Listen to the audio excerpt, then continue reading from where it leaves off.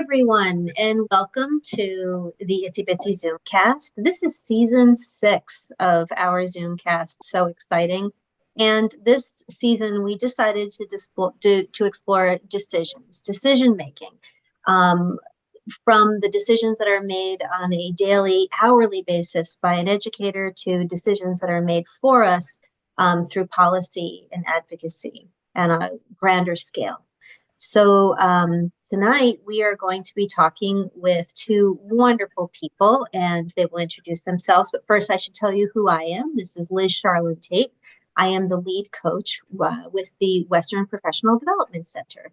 And my wonderful partner is Sheila Gold. How are you, Sheila? I'm good.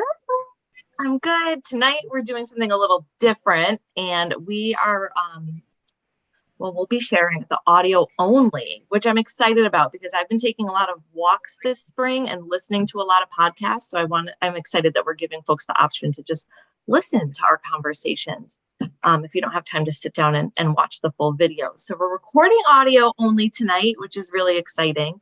I'm Sheila Gould. I'm chair of the education department at Holyoke Community College. I teach amazing early childhood students and supervise practicum. And tonight I have two students here, and I'm going to let them introduce themselves. Mary Catherine, do you want to start? Yeah, absolutely. My name is Mary Catherine McCarthy. I currently work at All About Children, which is a child care center in East Hampton, and I am an infant teacher there. I love my job, and it's so great. And I'm currently in school as a practicum student, and I'm super excited to wrap things up and further my education. I'm super proud of you that you've come this far, and you've got a lot of great stuff ahead of you. I'm glad you're here tonight. Oh, thank you so much, Sheila. Jessica. Hi, I'm Jessica Urzadowski, and I've been doing family childcare for about 13 years now. I did stop for a couple years to do center-based, which I didn't care for, so I went back to family childcare, what I love to do. Just like the age differences. And right now I'm currently taking care of 10 children, ranging from 3 to 1. So definitely have toddlers and infants right now. I'm also gaining my early education degree for associates, and I just finished my CDA. Yay! That's wonderful. I will just share that I was an infant toddler teacher for quite a few years and was the director. I was a teacher director, and I was pleasantly surprised to discover that infant toddler is actually my favorite age group. I loved that time. I loved being with preschool kids too, but really loved being with infants and toddlers. And anytime someone would say, they don't do anything or they don't talk, it's like, you just don't know how to speak their language. That's all, because they're it's amazing. So I'm excited tonight that we are going to be having our focus be around the youngest people that enter a family child care or a center-based program. So I'm gonna just throw a thought out at you, and I just bear with me here because it's something that I've been thinking about as we've been preparing for this recording, and it's about decision making. And so far in our episodes, we have been talking about the decisions that grown-ups make. And when I started to think about infants and toddlers, I realized that if we want to help young people become adults who make really good decisions, when does that start? And some people would think, oh, kindergarten, or, oh, they really can't do that until they're much older. And we know that learning how to make decisions actually starts when they're infants, and that they're learning how to make decisions by making choices in these really young years. And what a powerful thing it is as an educator to be with somebody who is learning how to assert themselves and sort of demands at times the choice they want to make, even if it's wildly irrational. They still really want to do it, even if it's pull the cat's tail or, do something that is not okay. for them, it's like, but I really want this. And I was thinking about how significant it is as an educator when you're there bearing witness to a child figuring this process out. And that the decisions that come into play for us as the adults when we decide how we're going to respond or react to a child who is learning how to figure out how to make decisions. So that's kind of where I was at. And then I started to think about the fact that, do people realize that children are trying to assert themselves and make a choice even when they're babies? What do you think, Sheila? You know, I of course, I owned my family childcare for a year, and I've taught a number of different settings, but I always, as a mom, I'm going to think about my 3 babies and how unique they each were in those early months and year, in terms of showing what they wanted or what they needed, and how you have to pay attention to those cues because they are telling you what they want or what they don't want based on what their cues are, and they're each so unique. Mary Catherine, I see you nodding. Do you have some cues that have unique cues that tell you what they want or don't want? Yeah, absolutely. Especially when like an infant is first entering a classroom and we're still trying to like figure out a schedule and what fits best in their needs.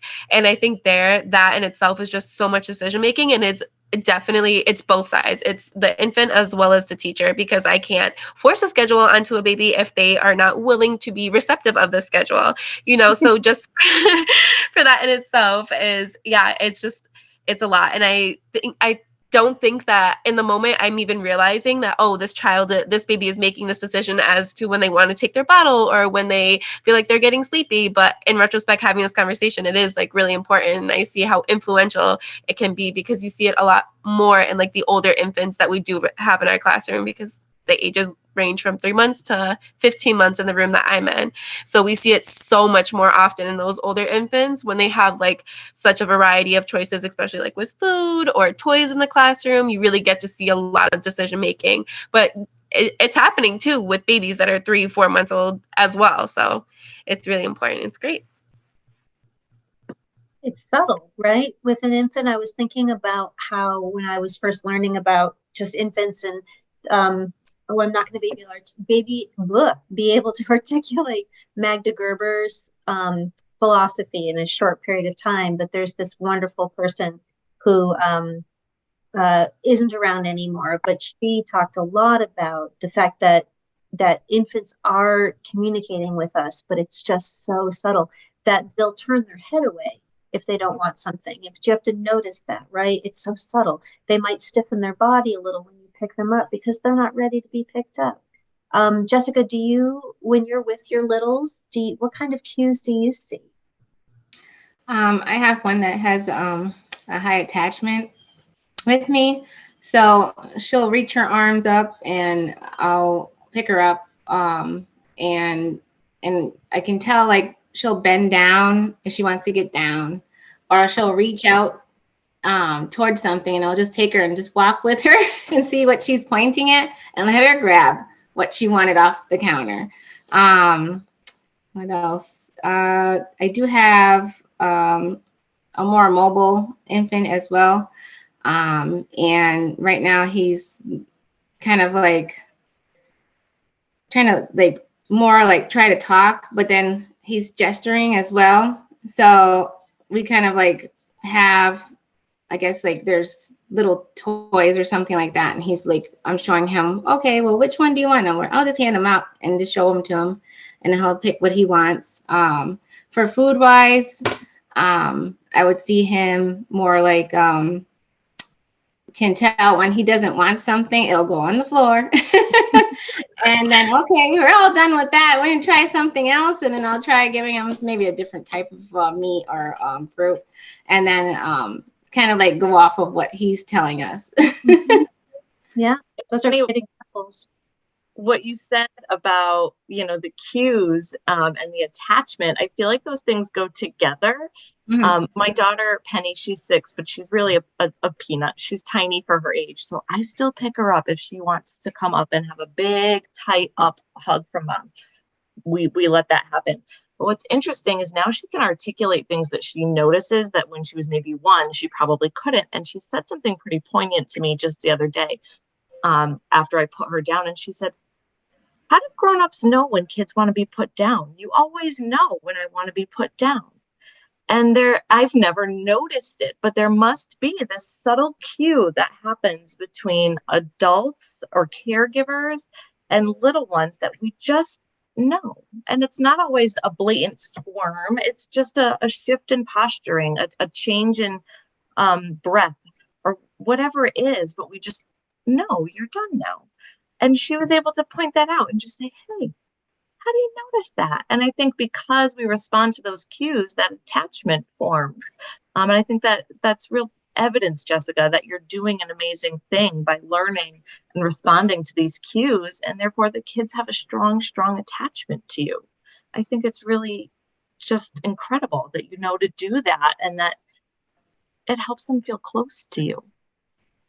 For sure. I feel like just learning how to communicate to them, because they all have their little differences on how they communicate, like you said earlier. So I feel that having that bond and that attachment and knowing that child, and you just kind of like get what they're saying to you, even though they're not saying it. You just kind of like have that connection with them, and you just know. Like, I have one that doesn't even sound like he's saying Alexa, but we know that he's saying Alexa because he's looking at the, she turned on. He's looking at the Alexa monitor, and he's shouting, and he's like, okay, well, you want a song? And I'll put his favorite song on, and he starts dancing and he's happy. What I mean about the subtlety and the thing about being with infants and toddlers is that it's important to move slower and just take your time with things. And sometimes in my experience, when people say, oh, they're just this, or they don't feel that yet, he doesn't know that's happening. That's not kind of how I think. I don't assume that a human being, whether it's a newborn or older, doesn't have the capacity to feel and to pick up on cues and to want to relate to the world around them and the people around them. And so I think that working with infants and toddlers is just so incredibly important, because it asks something of you that's different than being with preschoolers. And it's just something that can be hard to articulate. So it's just so great to hear from both of you, because you're actively in it. This is a daily part of your life. And it's been a while since I've been an infant toddler teacher, and I have a 13-year-old and a 17-year-old. So, but I think that to sort of bring it back to this idea that what would it be like if more adults thought about these subtle cues as being the precursor to being able to make sound decisions when you're older? And what I think you have shared so far is this thing around relationships and how we relate to those little people. And that if we want them to get to a place where they can really feel confident making choices, they need to feel like they're trusted and that they're seen and held and respected. And it starts the moment they're born. Liz, last night in class, Jessica is in the class I'm teaching called Infant and Toddler Learning, Development, and Care. And the whole course centers around an anchor of the relationship. And last night we were talking just about this. We were talking about how sometimes a family will pick up and say, oh, did they just play all day? And the book that we're using came with this letter from a toddler, like what a toddler would write in a letter to their teacher. And we went outside and we sat outside on a beautiful evening and we read these letters.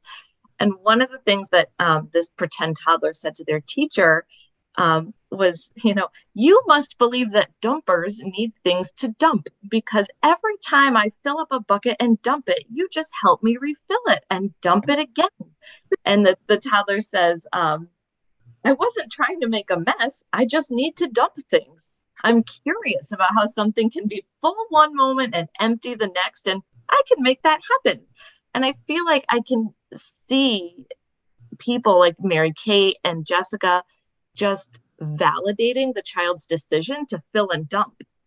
So validating the play decisions is also encouraging children to just feel competent and independent and worthy and proud when we're just filling and dumping.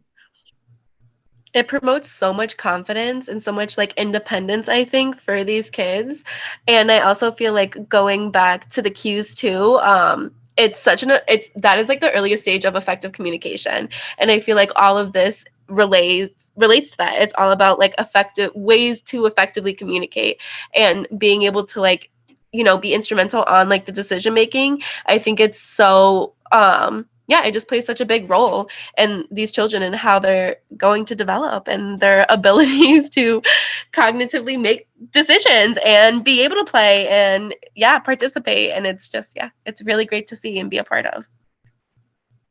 You can't see this, but I am emphatically nodding my head. I feel like one of those bobble-headed dogs on a dashboard of a car, because what you just said was like magic. That's it right there. That's the stuff. Well, first of all, taking on this work is courageous, especially because it's not easy work.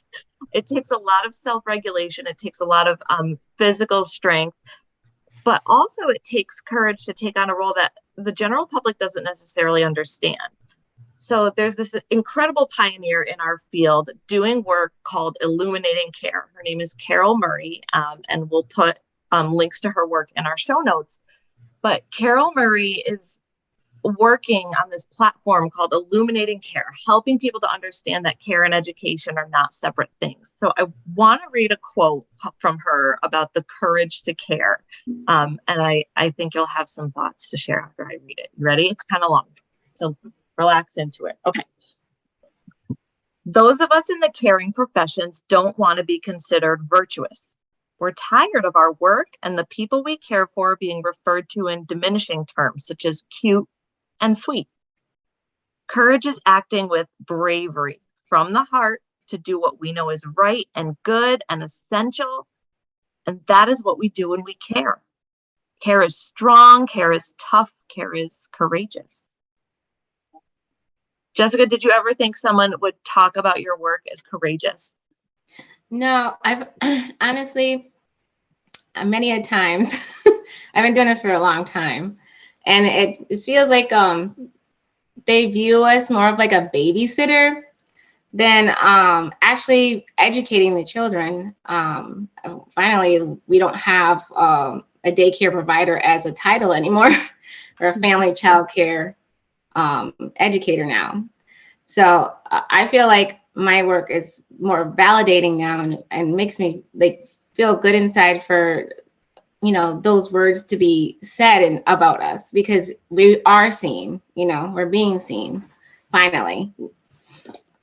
And I definitely agree with you on that. I think, what it says in the quote about diminishing our jobs to just being cute, it's just so powerful. Like those words, there's a TED Talk, that relates, and it's called Cute is a 4-letter word. And it just talks about all like that whole concept of just our jobs being so belittled and just so diminished to something that is we offer so much more. We provide so much more for these kids than what we're giving credit for. And this is like such a perfect quote in a way to just like shape that for us, because that's just not what our jobs are. We're a lot more than what, like I said, we're giving credit for.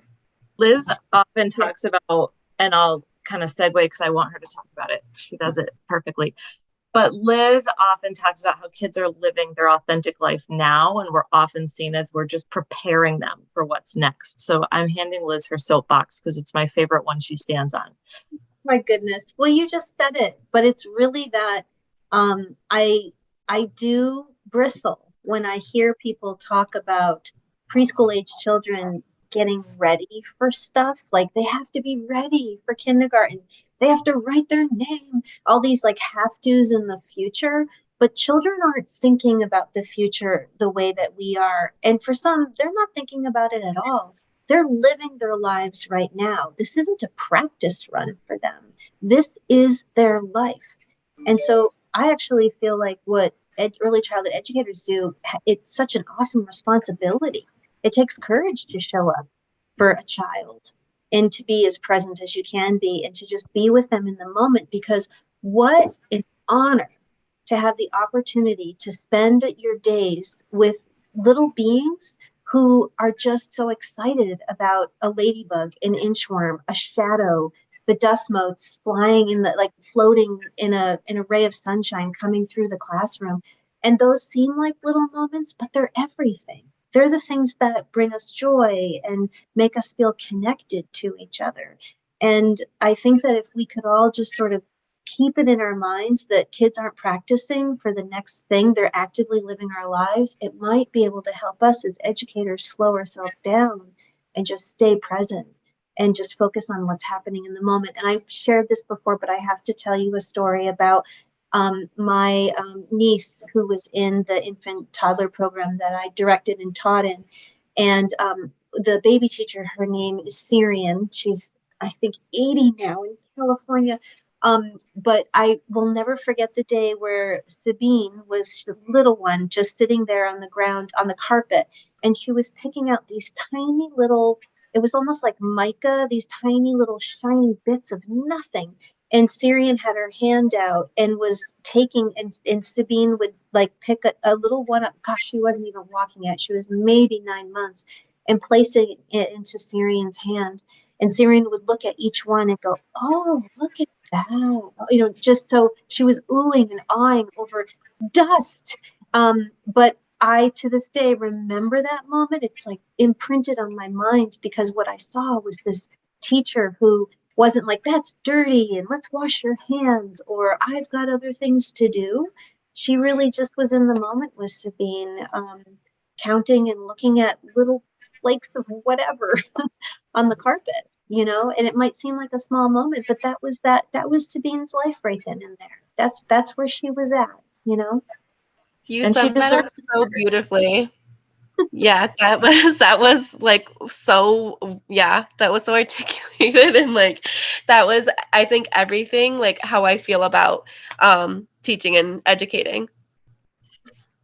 I get that from you. I really, both of you. It's I feel like we could talk all evening about this, and that just means we need to have you back on sometime.